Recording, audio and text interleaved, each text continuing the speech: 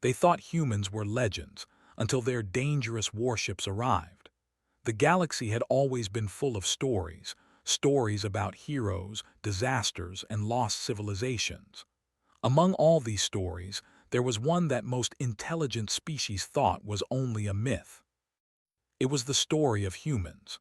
According to old records, humans had lived on a small blue planet called Earth, far away from the main trade routes of the galaxy.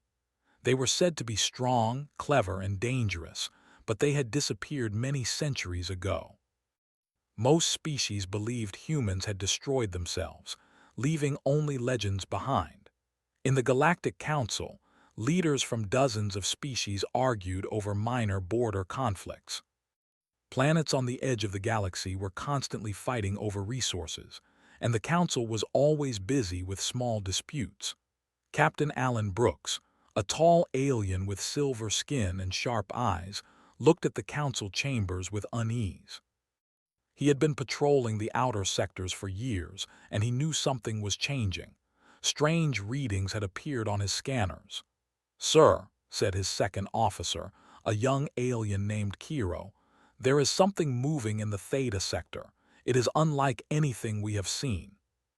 "The speed, the formation, it is not possible," Alan frowned. "Can you identify it?" he asked. "No, Captain," Kiro said. "It does not match any fleet in the galactic records. It moves like a single mind controls every ship at once." Alan rubbed his chin. "Prepare a report. I want the Council to see this." Far away, historian Clara West worked in her archives. She was human by birth, but her family had moved to another planet generations ago. She had spent years studying old human legends, combing through texts, data files, and ancient videos. Many species laughed at her obsession. Humans were supposed to be gone, and her stories seemed like childish fantasies. But Clara had always believed there was truth hidden in the myths. Today, she was shocked. The Council had called her urgently. Alan Brooks's report had arrived, and the images of the unknown warships were on every screen. Clara studied them carefully. The design of the ships, their sharp angles, their gray metal surfaces, it matched the old human records. She gasped. "It cannot be," she whispered to herself. But it was. Humans, the species thought extinct, were not only alive, they were back in the galaxy, and they were not hiding. At the same time, on a distant planet called New Boston, Commander Ethan Cole prepared his fleet. The humans had been watching the galaxy for decades, quietly monitoring conflicts and learning about other species. They had avoided contact, knowing their presence would change everything. Now, the humans saw the galaxy at the edge of chaos. Fleets attacked innocent worlds. Entire planets suffered from wars that could have been stopped long ago. Ethan did not hesitate. "All units, move into formation," he ordered. His voice was calm but firm. "We are going to remind them humans are not gone." On the alien side, Council members argued furiously.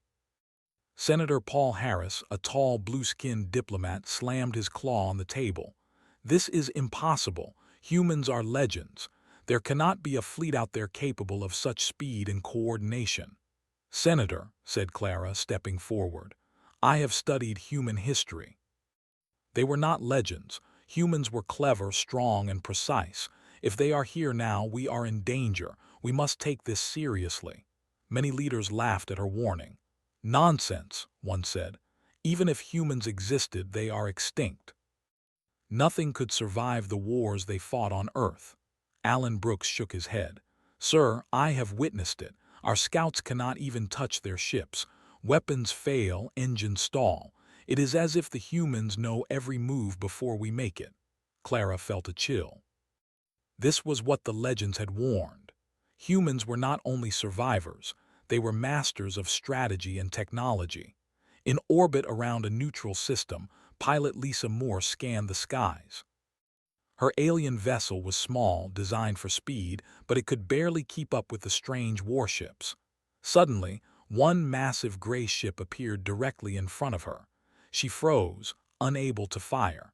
The ship moved with precision, almost like it had a mind of its own. Then as suddenly as it appeared, it vanished. "What the did anyone see that?" Lisa whispered into her communicator. "We saw it," Alan Brooks said, his voice tight with concern. "Prepare for more. They will not stop here." On Earth, Ethan Cole's bridge was calm but tense. His human officers followed every order without question. They had trained for this moment, preparing for decades. Every ship, every weapon, every strategy had been tested in simulations. Humans were patient. They did not rush into unnecessary battles. They waited for the moment when their presence would be felt and their warning heard. "Commander," said Lieutenant Anna Reed, "do you think they will understand?" "They will understand," Ethan said. "They always do. They just need to see what humans are capable of." Back in the council chambers, Clara tried to convince everyone of the danger. "If you continue to ignore this, your fleets will be destroyed," she said. "Humans do not fight like we do. They do not make mistakes. You cannot outsmart them." Many leaders shook their heads. They were proud, stubborn, and arrogant. Some refused to believe that humans still existed, but a few, like Alan Brooks, felt the truth in Clara's words.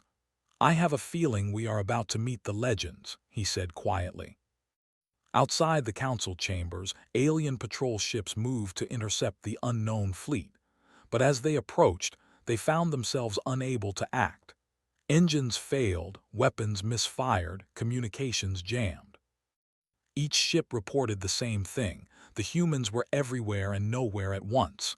The aliens did not know whether to fight or flee. On Earth, Ethan Cole monitored the reports. "They are testing them," he said. "We are not here to destroy, we are here to warn." And that was the beginning. The galaxy had forgotten humans, believed them extinct, and treated them as myths. But myths could be dangerous when they were true. As night fell over distant planets, alien citizens looked up at the stars, seeing strange flashes of light far beyond their atmosphere. Ships moved silently, perfectly coordinated, faster than anything they had known. Rumors spread from planet to planet. "Humans are back," one whispered, "and they are stronger than we ever imagined." On Earth, Ethan Cole walked through the human base. Young officers trained tirelessly, monitoring alien movements, preparing for the next phase. They knew that some species would fight. Others would surrender. Humans were ready for both. "Remember," Ethan said to his team, "we are not here to destroy. We are here to protect. Humans survived because we value life, but we also never back down from injustice. The galaxy will learn that soon." Clara West stayed up late, reviewing ancient records and comparing them with current reports. She realized how much the galaxy had forgotten. Humans had once been protectors, explorers, and warriors. They had survived wars that destroyed entire worlds, and now, after centuries of silence, they returned not for conquest but for balance. Alan Brooks watched the skies from his observation deck. He had served the council for decades, but he had never felt fear like this. Humans were not monsters, not in the stories. They were efficient, precise, and unstoppable if crossed. He understood now why the legends had warned everyone to fear humans, even as protectors. The council debated late into the night, unaware that humans were already moving closer. Ethan Cole and his fleet advanced silently, preparing to appear at the edge of galactic space, where their warning would be impossible to ignore. The galaxy was about to meet the legends it had forgotten, and no one would ever doubt humans again.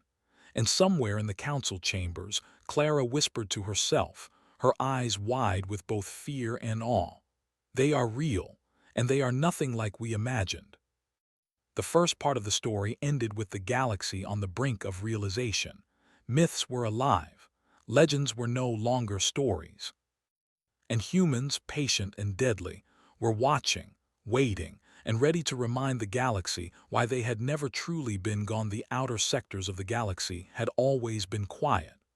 Small colonies, scattered outposts, and border worlds were mostly ignored by the Galactic Union. Now that quiet was broken.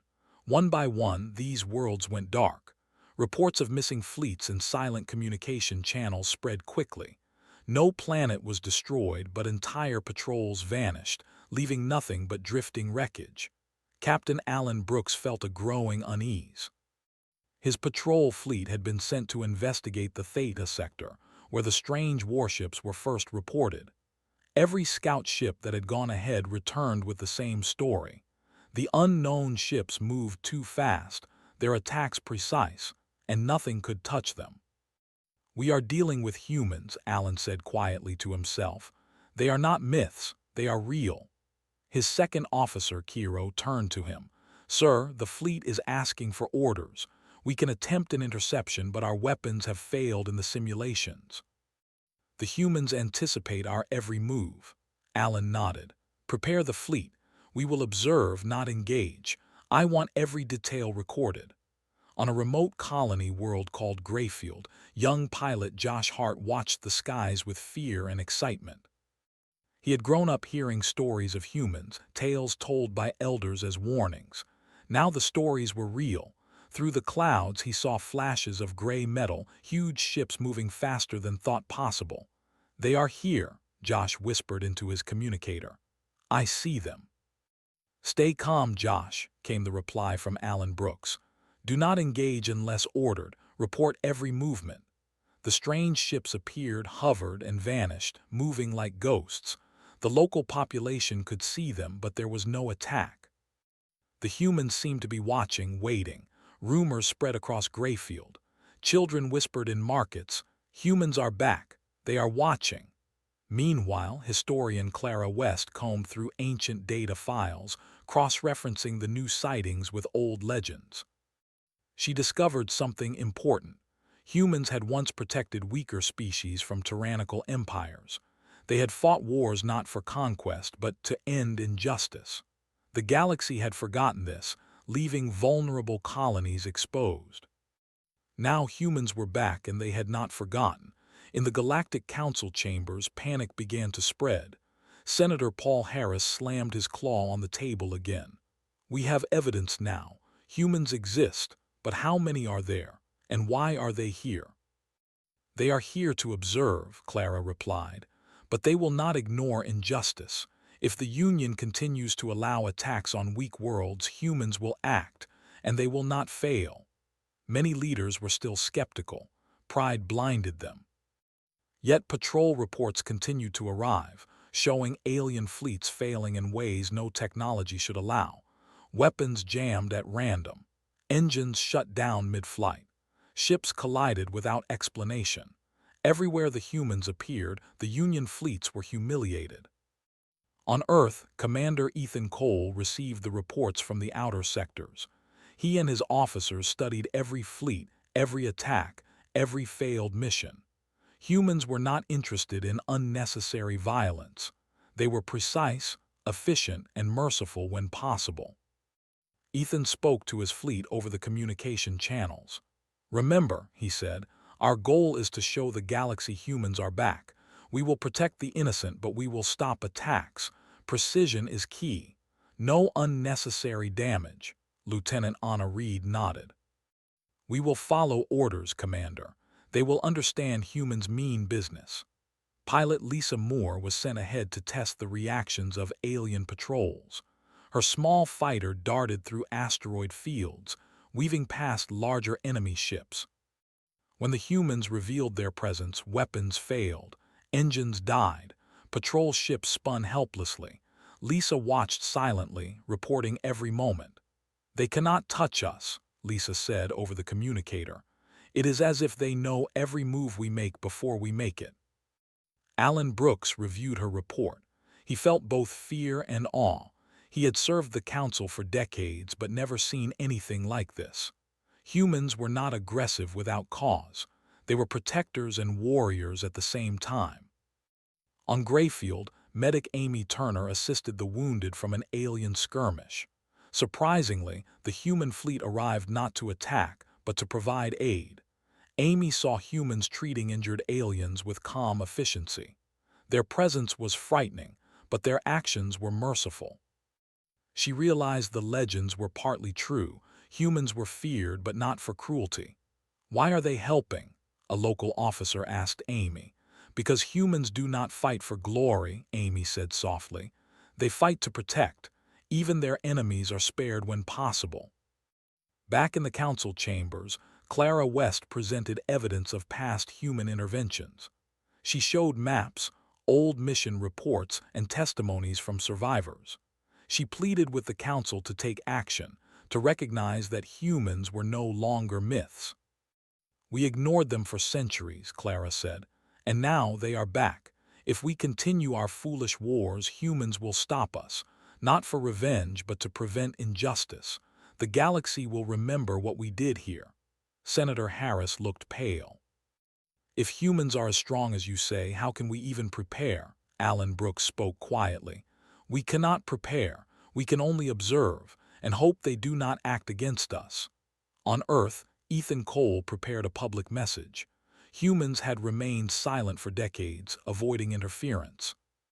But now the galaxy had crossed a line. Civilians were being harmed, colonies destroyed, and fleets wasted.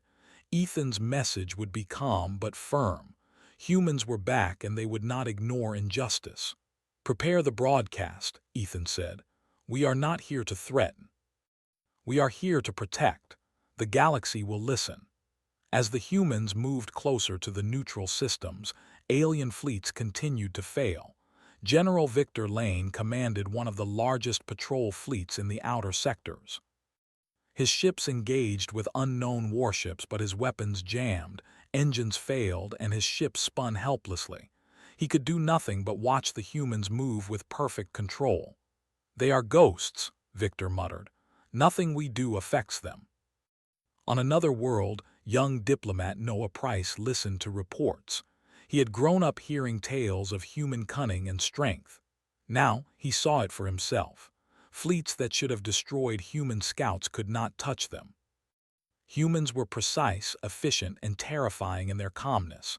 The legends were true, Noah whispered to himself. Humans were never gone. They were waiting for the right moment. In orbit above Greyfield, Lisa Moore flew past the massive human warships. She saw hundreds of ships, each perfectly aligned, moving as one. She felt a mix of fear and awe. This was the power the legends had described. Humans were back, and their presence changed everything. Alan Brooks gathered his officers. "We need to understand them," he said. "Observe every move, record everything. Humans will not act without reason, but if they do, we must be ready to respond." Clara West reviewed her notes late into the night. She realized the humans were not just strong, they were patient, strategic, and merciful when possible. Their legends were incomplete, but the core was true. Humans survived, humans protected, humans could not be ignored. On Earth, Ethan Cole addressed his fleet. "We move not to conquer, but to remind the galaxy that humans are here. We protect, we warn, we prevent unnecessary destruction. The galaxy will remember that humans exist, and they will know why." As night fell over distant colonies, alien citizens watched strange lights moving across the stars. Warships appeared and disappeared, faster than their eyes could follow. Rumors spread from planet to planet. Humans were real, humans were dangerous, and humans were here to stop the injustices that the Union had ignored for too long. In the council chambers, Senator Harris and other leaders argued late into the night. The more they learned, the more fearful they became. Humans were not aggressive, yet no force could challenge them. Fleets failed, patrols disappeared, and even minor attempts at confrontation were useless. Alan Brooks looked at the stars, feeling a mix of awe and fear. "The galaxy has forgotten humans," he said quietly, "and now it is paying the price of that forgetfulness." Clara West added, and the stories were true. Humans are back. The legends were only partly exaggeration. Their strength, patience, and intelligence are far beyond what we imagined. Back on Earth, Ethan Cole watched reports from the outer sectors. The humans had shown themselves to be unstoppable but not cruel. Their fleet moved with calm precision, protecting colonies while sending a clear warning to the Union: continue aggression and humans would intervene. "We are not monsters," Ethan said to his officers. "We are humans. We survive, we protect, and we stop injustice. The galaxy will learn that soon enough." As the night deepened, alien fleets continued to fail against unseen human forces. The outer colonies whispered the same words across countless worlds: "Humans are back." And no one would doubt them again. The second part of the story ended with the galaxy in awe and fear. Fleets could not match humans, the legends were true, and the Union had finally realized that myths could be real. The humans were patient, precise, and deadly when necessary. And they were moving closer to make their presence undeniable. The neutral system of Arden was quiet, a small cluster of planets far from the main trade routes. The Council had long ignored it, and the locals were used to a peaceful life. That peace ended the moment the human fleet arrived. Hundreds of gray warships appeared at the edge of the system, moving in perfect formation. The sight was breathtaking and terrifying at the same time. Captain Alan Brooks watched from his command ship as the human fleet held its position. Even from a distance, he could see the precision. Every ship aligned perfectly with the others. There was no chaos, no mistakes. It was as if one mind controlled all the ships at once. "They are massive," said Kiro, his second officer. "Sir, the fleets we sent against them were already failing. Imagine this scale." Alan nodded. "We are looking at the full strength of the humans. The legends were true, but this is beyond anything we imagined." On the human command ship, Commander Ethan Cole addressed the galaxy. His voice transmitted across all communication channels in the neutral system. He spoke calmly, with authority and without aggression. "Citizens of the galaxy," Ethan said. "Humans have observed from the shadows for decades. We have watched conflicts, invasions, and unnecessary destruction. We remained silent to avoid interference. Now, the threshold has been crossed. Innocent worlds are under attack, and fleets wage war with no regard for life. We are here to stop it." The alien leaders listening to the broadcast were stunned. The voice was calm, measured, but full of authority. Even the most arrogant generals felt the weight of it. Senator Paul Harris was pale. "They speak with control. They do not threaten, but we feel it anyway." Clara West watched the transmission closely. She had studied hundreds of human records, and she could recognize the tone. Humans did not need to shout to command attention. Their words carried power because they were deliberate, clear, and backed by action. Alan Brooks turned to Kiro.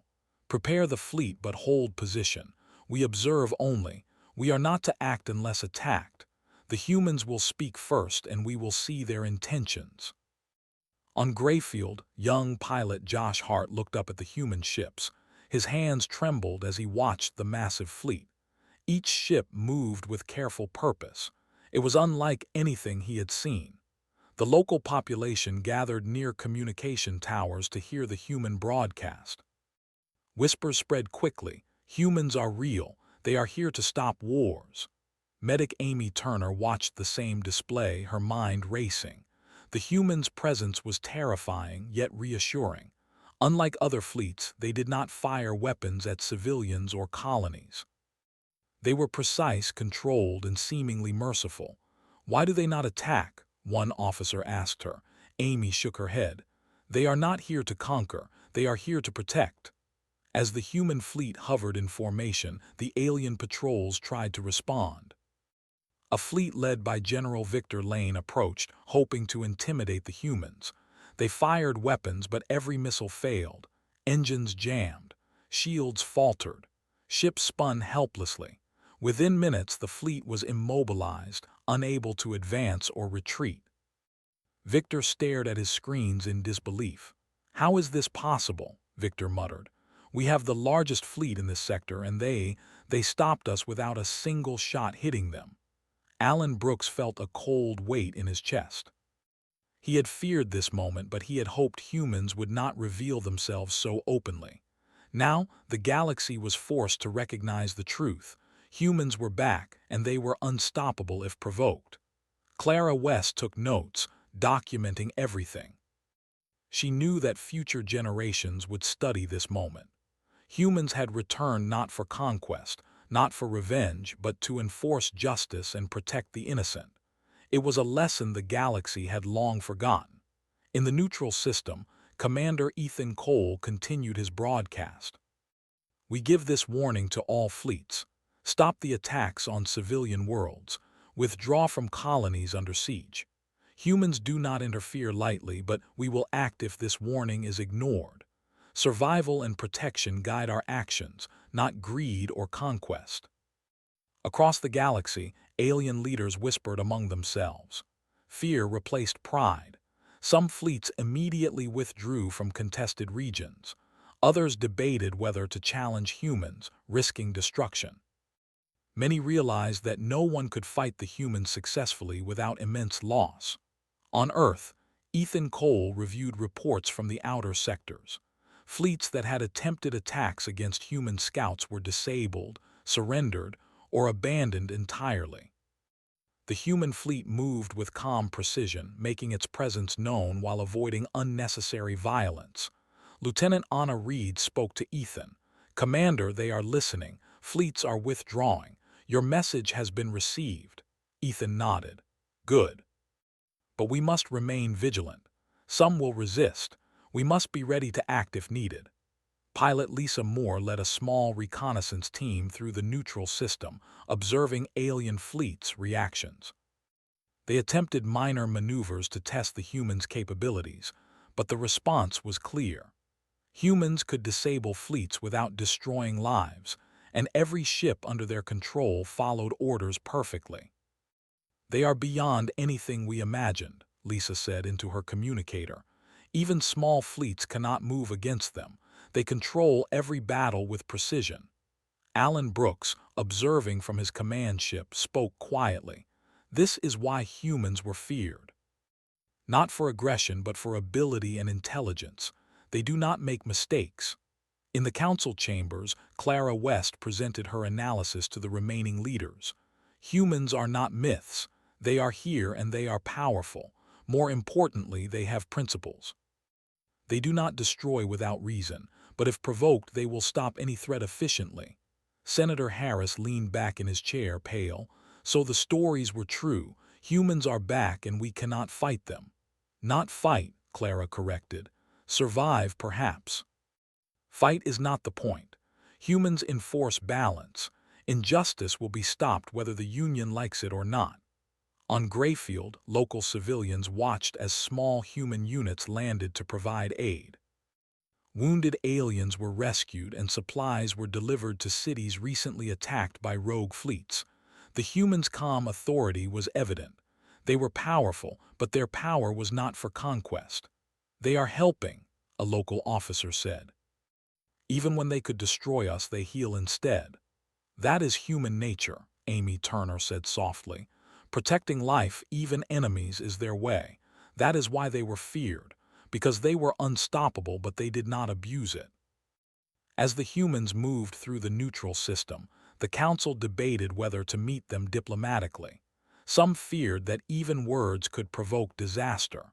Others hoped that speaking to the humans could save face and prevent total humiliation. Alan Brooks turned to Clara. "They do not respond to threats or arrogance. The only way to survive is to listen, observe, and respect them." Clara nodded. "They are patient, but they will not wait forever. The galaxy must understand that humans act with purpose, not emotion." In orbit above a contested world, General Victor Lane prepared another assault. He hoped to strike before the humans arrived fully. As his fleet approached, systems began to fail. Ships spun helplessly and communication was lost. Victor stared at the screen, realizing that he had underestimated them. Humans had anticipated every move, controlled the battle without firing a single weapon unnecessarily. "We cannot fight them," Victor muttered. "Nothing we do works." On Earth, Ethan Cole monitored every report. "We are showing them restraint but also capability," he said. "Every fleet must understand we are here to protect. If they act, we will respond. Precision, patience, and protection guide us." The galaxy must remember humans exist and why. Young diplomat Noah Price reviewed the broadcasts and reports from the neutral system. He realized the significance of this moment. Humans had returned, not for revenge, not for conquest, but to enforce justice and protect life. The galaxy had ignored their legends for centuries, and now it was witnessing the truth. The legends were only partly true, Noah whispered to himself. Humans were never gone. They were always waiting for the right moment, and now the moment is here. In orbit around Arden, Ethan Cole addressed his fleet. Hold formation. We have made our presence known. We have warned the galaxy. Some will listen, others will not. We remain calm, precise, and ready. As the night deepened across the outer sectors, alien fleets retreated from contested regions, but fear remained. Every fleet knew the humans could disable them without violence. Whispers spread from planet to planet. Humans are back. They are precise, efficient, and unstoppable. We cannot fight them. We can only hope they do not act against us. Alan Brooks watched the skies, feeling a mixture of awe and fear. The galaxy had forgotten humans. Now it would remember. Myths had come alive, legends were walking among the stars, and the Union had no choice but to face the truth. Clara West continued her research, understanding more with each report. Humans were not only strong, they were intelligent, patient, and merciful. The galaxy had never seen a species like them, and many realized too late that ignoring the legends had been a grave mistake. On Earth, Ethan Cole looked at the reports one last time before retiring to his quarters.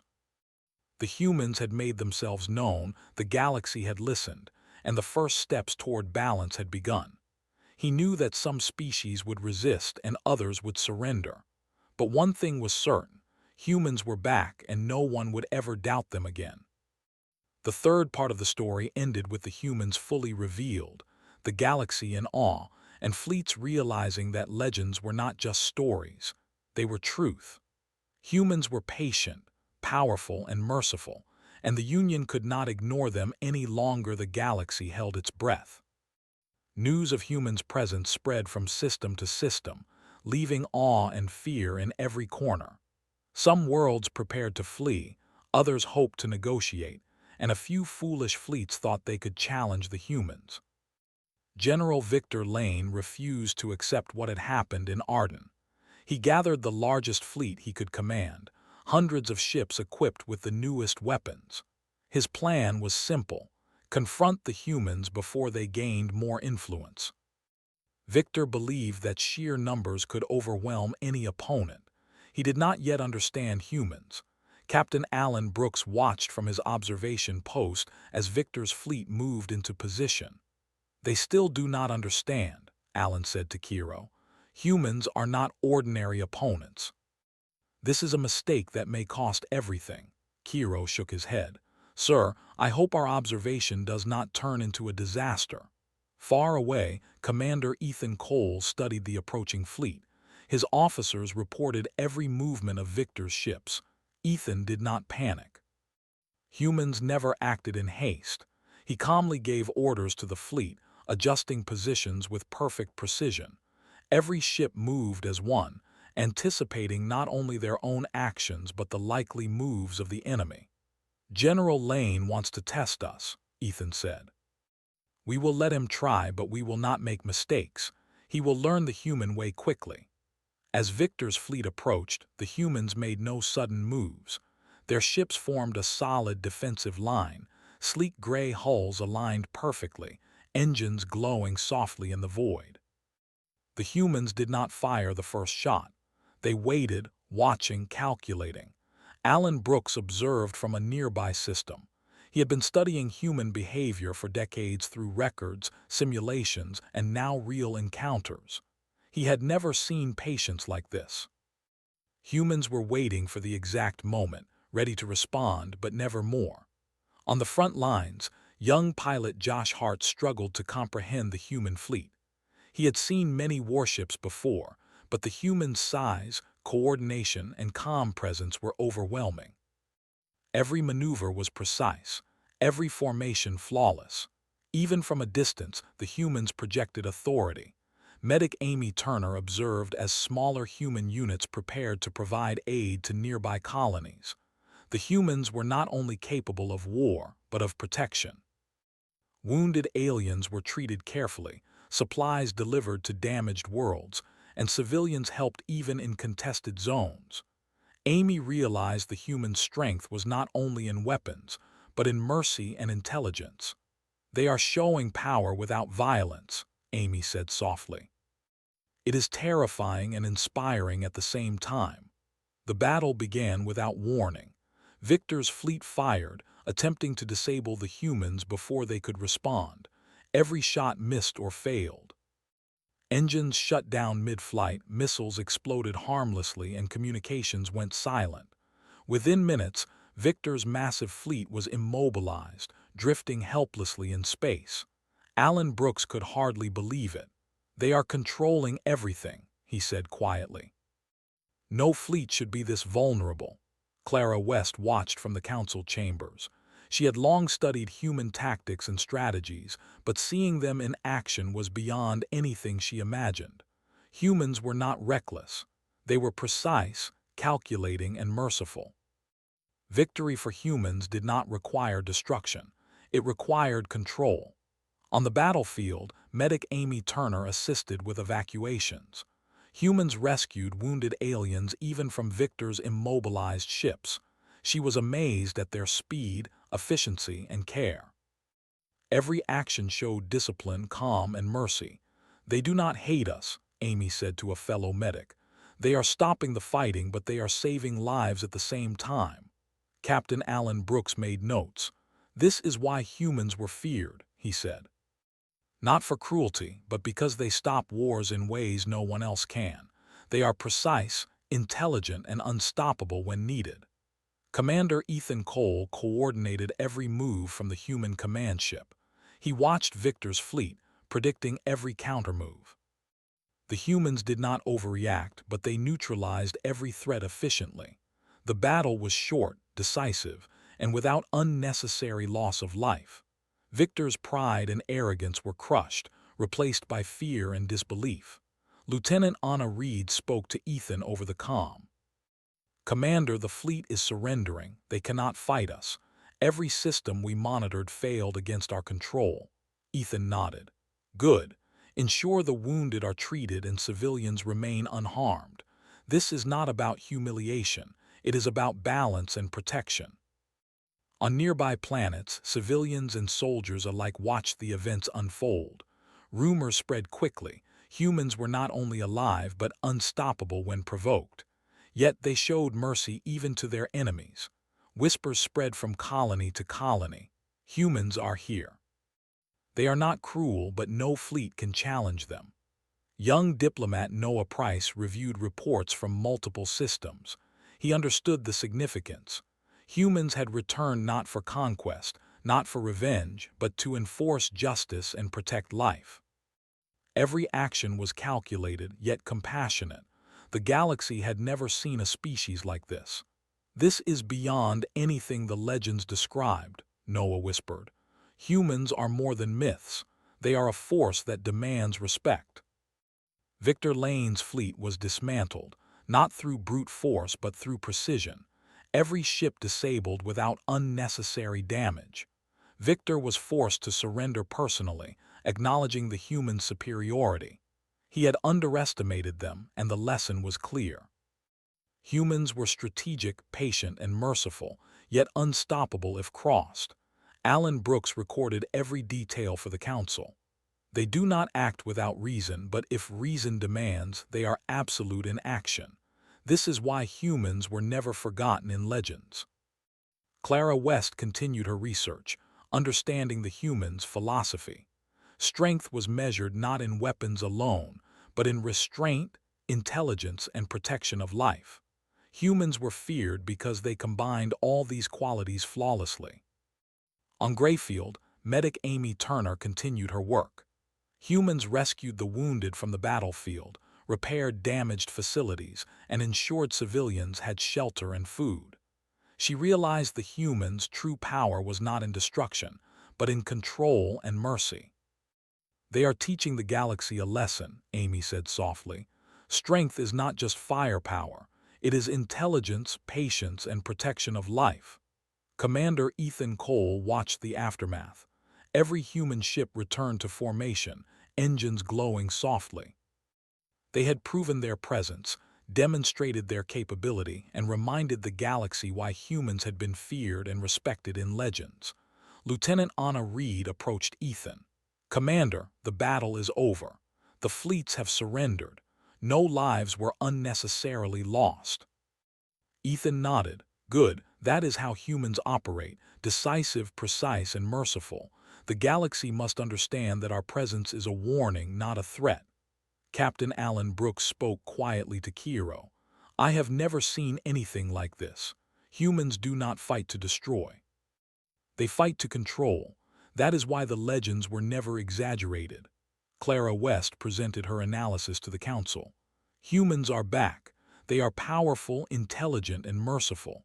Their philosophy is simple: protect life, stop injustice, and act decisively when necessary. The galaxy has never seen anything like this." Senator Paul Harris leaned back, pale and shaken. "We have underestimated them for centuries. The legends were true. Humans are here and they cannot be ignored." Young diplomat Noah Price nodded. "We must respect them. We cannot challenge them with arrogance. Humans enforce balance. If we act wisely, we may survive. If not, they will act without hesitation." On Earth, Ethan Cole reviewed the reports one last time. Every fleet that had challenged the humans had been neutralized efficiently, every civilian saved, every wounded treated. The humans had acted with restraint, yet absolute control. The galaxy had seen the true meaning of human power. "We have shown them," Ethan said to his officers. "Now the galaxy must decide whether to learn or ignore. Humans are back, myths are alive, and no one will forget again." As night fell over distant worlds, alien citizens whispered the same words across countless systems. "Humans are back. They do not destroy without reason. They protect life, but they cannot be challenged. Legends are alive." Alan Brooks watched the stars, understanding for the first time why humans had been feared in stories. They were not cruel. They were efficient, intelligent, precise, and merciful. Every action calculated, every move perfect. The galaxy would never see anything like them again. Clara West looked at the council records, at the reports from battle, and at the human broadcasts. Humans had returned not for conquest, but to remind the galaxy that strength without intelligence and mercy was meaningless. Humans survived because they valued life, and they enforced balance wherever it was threatened. On Grayfield, medic Amy Turner helped unload supplies from human transports. Civilians watched, awed. The humans' calm authority reassured them, even as their power inspired fear. The humans' way was clear: protection, precision, and mercy combined with absolute capability. In orbit above Arden, Ethan Cole addressed his fleet. "Hold formation. Our point has been made. The galaxy has seen what humans are capable of. We will continue to act with precision, but we will not harm unnecessarily. Our presence is a warning, not a threat. The galaxy must learn the value of balance and justice." The fourth part of the story ended with humans proving their power, mercy, and intelligence. Fleets were neutralized, civilians protected, and the galaxy had no choice but to recognize the legends as truth. Humans were patient, strategic, and unstoppable when necessary, and the galaxy would never forget their return. The galaxy was quiet, but not at peace. Fleets had withdrawn, and colonies were recovering from recent conflicts, but everyone knew the humans were still out there. Rumors spread faster than communication networks could manage. Humans were no longer myths. They were here, and their presence had changed everything. Captain Alan Brooks observed the human fleet from his command ship. He had spent years in the Council, seen countless wars, and studied hundreds of alien strategies, but nothing had prepared him for this. The humans were not only powerful, They were calm, precise, and merciful. No one had ever seen such a combination. "Sir," said Kiro, "the humans are waiting. They have made their point. Now the galaxy must respond." Alan nodded. "Yes, and whatever happens next will shape the future of every world." In the Galactic Council chambers, Clara West prepared her presentation. She had spent countless hours analyzing human actions, broadcasts, and records. The humans had not attacked without reason. They had protected civilians, neutralized fleets with precision, and enforced balance wherever injustice existed. Now it was up to the council to act wisely. Senator Paul Harris stood at the podium, addressing the chamber. "We underestimated humans for centuries. They are not myths. They are alive, intelligent, and powerful beyond imagination. We have seen their mercy, their precision, and their strength. Now the choice is ours. Acknowledge them and accept guidance or face consequences." Young diplomat Noah Price stepped forward. "Humans do not seek war for glory. They do not destroy without purpose. If we accept our responsibility and choose peace, humans will leave once balance is restored. If we fail, they will stay to enforce it themselves. The decision is ours." On Earth, Commander Ethan Cole prepared a final broadcast to the entire galaxy. He spoke calmly, clearly, and with authority. Every word was deliberate. "Citizens of the galaxy," Ethan said. "Humans have shown that we are here, that we exist, and that we act with precision and mercy. We do not seek conquest. We do not act without reason. We protect life, enforce balance, and stop injustice. Now the choice is yours. Choose wisely. Uphold peace, respect life, and correct your mistakes. Humans will depart if the galaxy acts responsibly.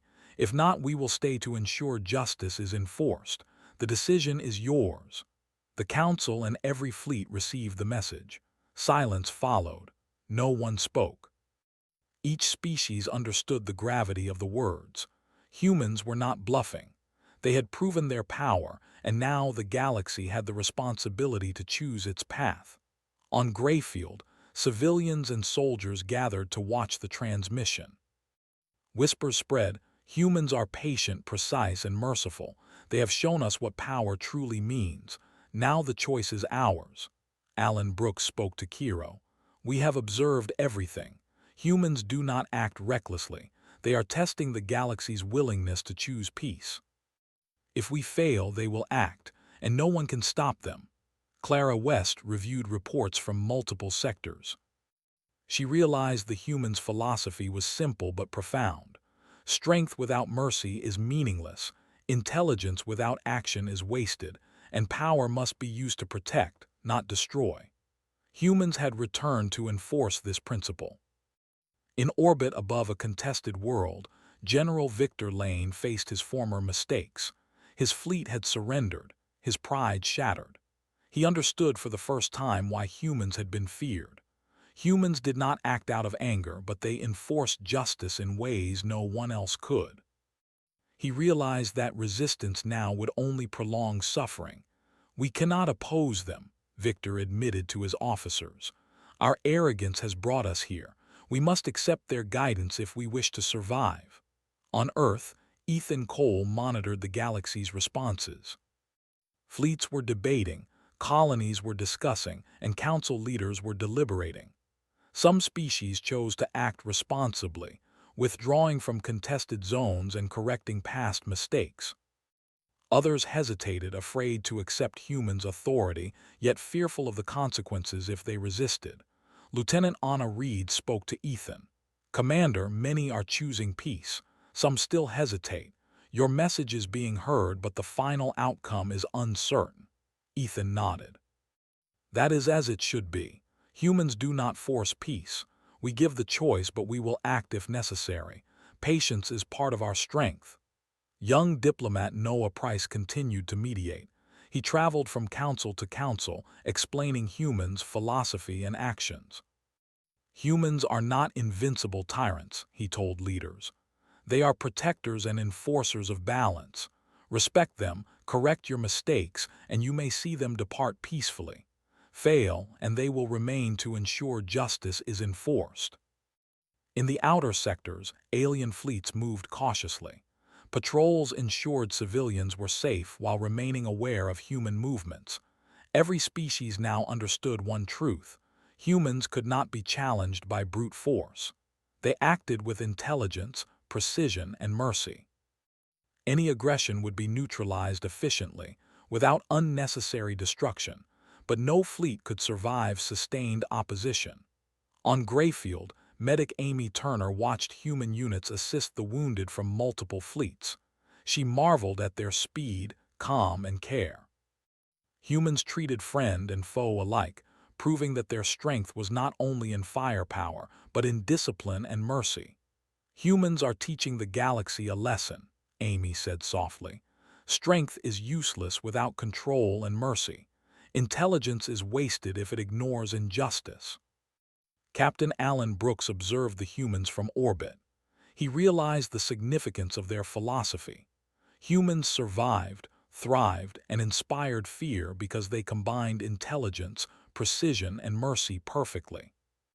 The galaxy had been arrogant for centuries, and now it was learning the hard way. Clara West addressed the council one last time. "Humans are here to enforce balance, protect the innocent, and stop unnecessary violence. They will not act recklessly, but they will act decisively if needed. The galaxy must choose peace, respect life, and uphold justice. Humans will leave if these conditions are met. Failure to act will bring humans to enforce the consequences themselves." Senator Paul Harris, pale and shaken, finally spoke. "We have no choice but to accept. Humans are beyond our power to oppose. We can only cooperate and hope for mercy. The legends were true. Humans are real, and we have learned why they were feared." Young diplomat Noah Price nodded. "It is not just fear, it is respect. Humans enforce balance, and we must acknowledge that if we are to survive." On Earth, Ethan Cole watched the galaxy respond. Fleets withdrew, colonies repaired, and council leaders negotiated peace. Humans had achieved their goal. The galaxy now understood their presence, power, and philosophy. "Mission accomplished," Ethan said quietly. "Humans have shown the galaxy what it means to combine strength, intelligence, and mercy. Now the future is in their hands, but the choice is ours." In orbit above Arden, human ships began to move slowly, forming a path back to deep space. The galaxy watched silently. Humans had arrived, warned, enforced balance, and given the galaxy a chance to choose wisely. Alan Brooks whispered, "Myth or legend, humans are no longer stories. They are real, they are here, and the galaxy will never forget them." Clara West smiled softly. She had studied humans her entire life. She knew now that the legends had been true, but even they had not captured the full depth of human patience, intelligence, and mercy. Humans had returned not to conquer but to teach a lesson. Power must be used wisely, life must be respected, and justice must be enforced. On Greyfield, medic Amy Turner watched the human ships disappear into the distance. The citizens cheered quietly, awed by what they had witnessed. Humans had protected them, stopped aggression, and left a clear message. Peace was possible, but only if the galaxy acted responsibly. In the council chambers, Senator Paul Harris finally sat down. The weight of the humans' presence, philosophy, and power settled on him. Centuries of arrogance and ignorance had been challenged, and now the galaxy understood. Humans were not myths. They were living legends, alive, patient, and merciful, but unstoppable when necessary. Commander Ethan Cole looked at his fleet. Every ship gleamed in the starlight, engines humming softly. They had shown the galaxy their presence, enforced balance, and left with dignity. Humans had acted as they always did, with precision, patience, and respect for life. The galaxy would remember this moment forever. Young diplomat Noah Price reflected quietly. The galaxy had a choice, and many had chosen wisely. Humans had returned not for conquest, not for revenge, but to remind everyone of the power of intelligence, restraint, and mercy combined. The lesson had been learned. Alan Brooks turned from the observation deck and said quietly to Kiro, "Humans are legends, but they are real. We have witnessed their strength, mercy, and intelligence. The galaxy must never forget them again." Clara West closed her notes, satisfied. Humans had returned, not as monsters or conquerors, but as protectors and enforcers of balance. The galaxy had been humbled, but it had also learned a crucial truth. Strength without mercy, intelligence without action, and power without purpose are meaningless. Humans embodied all three perfectly. As the human fleet disappeared into deep space, the galaxy remained forever changed. Myths had walked among the stars, legends had been proven true, and humans had left their mark. Civilizations would remember, children would grow up hearing their stories, and the galaxy would never again doubt the power, intelligence, and mercy of humans. The fifth part of the story ended with the galaxy humbled, fleets choosing peace, civilians saved, and humans returning to the stars. Legends had become reality, and the universe had learned that humans were patient, powerful, precise, and merciful, the ultimate force of balance the galaxy had forgotten but would never forget again.